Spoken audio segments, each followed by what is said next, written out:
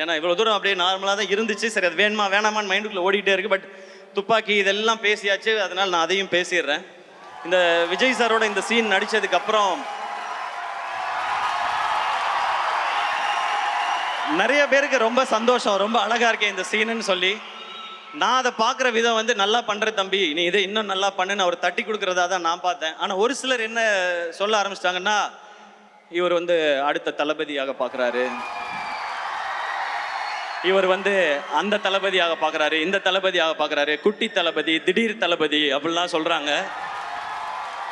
நான் சொல்லிக்கிறது ஒன்றே ஒன்று தான், நான் அப்படி நினைக்கிற ஆளாக இருந்தால் அவரும் என்கிட்ட துப்பாக்கியை கொடுத்துருக்க மாட்டார், நானும் வாங்கியிருக்க மாட்டேன். அண்ணன் அண்ணன் தான், தம்பி தம்பி தான். இந்த லெவல்லையே நான் இதை புரிஞ்சுக்கிட்டு இப்படி தான் இருக்கணும்னு நான் நினைக்கிறேன். இதை இந்த மேடையில் தெளிவாகவும் சொல்லிக்கிறேன். ஏன்னா எங்கெங்கேயோ சொல்லி பார்த்தேன், அதை சிலர் விடுறதா இல்லை.